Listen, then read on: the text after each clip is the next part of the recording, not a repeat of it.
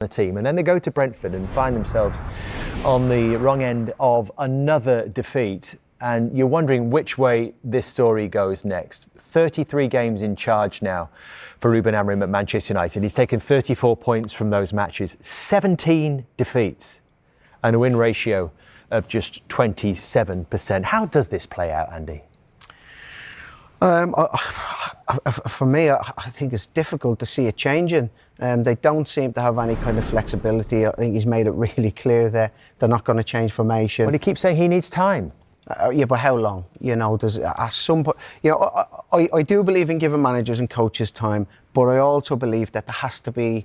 You have to be seen to, or you have to be able to see the improvements. You have to be able to see, oh, well, I can see where they're going with this. And I don't really see that with Man United. I'm seeing the same things this season that I seen last season. I don't really see enough athleticism, particularly in the middle of the pitch. So to play that the way that he wants them to play, you need to have really, really athletic midfielders. They don't seem to have that. And for me, the biggest thing about Man United is that there's no real fear factor about playing against them anymore. You know, Brentford, we played against Man United teams where, you know, you go into Old Trafford or even they're coming to you and you think, this is going to be a hell of a game today. It's not really that feeling. Teams are going into these games now thinking, we can beat these. And that's a big, big problem as well. Yeah, I think, you know, they use the same shape as Crystal Palace, 5-2-3, and I just don't see them being a dominant force. So what's the difference? In that Explain shape. to us what's the difference. Well, Crystal Palace, the game is built on being solid and transitioning, and I don't see that being acceptable at Manchester United. I don't see you being able to be a Manchester United team that sits behind the ball and just transitions. You know, you need to go and dominate the game, and you need to take the ball.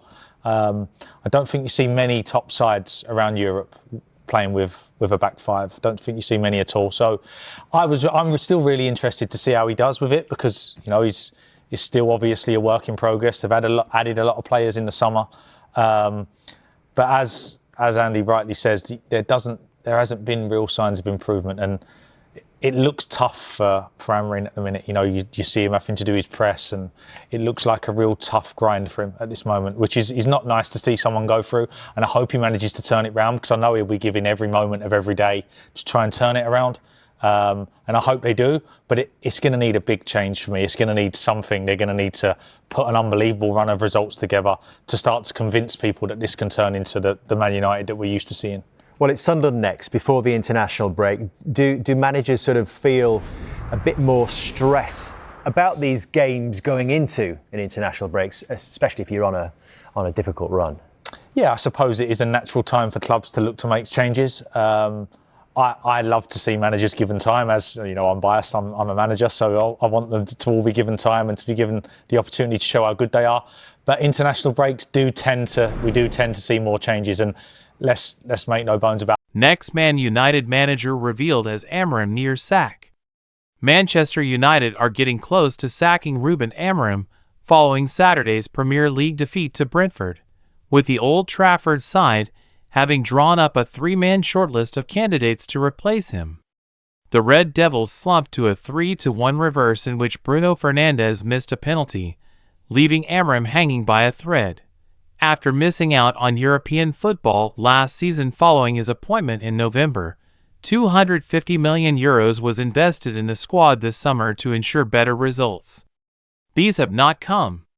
Man United sit 14th in the table behind two of the newly promoted clubs and already 4 points off the European places. Consequently, the pressure continues to mount on Amorim, who also saw his side exit the Carabao Cup in embarrassing circumstances at League Two Grimsby Town. Red Devils take €24 million decision. Man United are now ready to sack the Portuguese in a decision that has not been taken lightly. It is expected to cost around €24 million to jettison the former Sporting CP boss and his staff. The Red Devils have identified 3 men they see as stepping into the void that Amorim leaves, TalkSport reports. One of these figures, it is expected, will become the next Manchester United manager.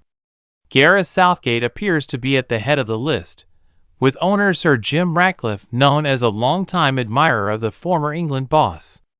Out of work, his appointment could be completed with comparatively little difficulty, with a swift turnaround.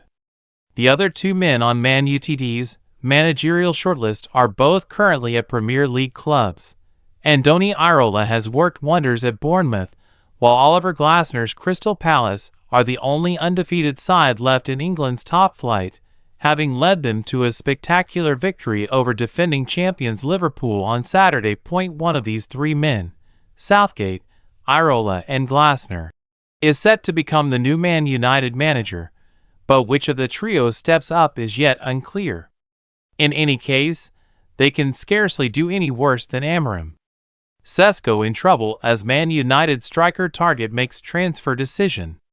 Manchester United target Dusan Vlahovic has reportedly decided to leave Juventus on a free transfer at the end of the 2025-26 campaign. The Serbia international is into the final year of his current deal in Turin, and he has now opted against signing a contract extension in favor of leaving the club next summer.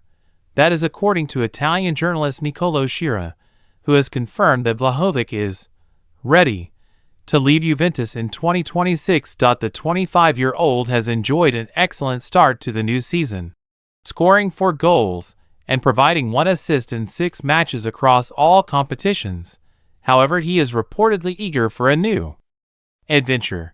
Vlahovic has been heavily linked with a number of top European clubs throughout his spell at Juventus, although a Premier League switch is his most likely next step amid reported interest from several English top-flight teams.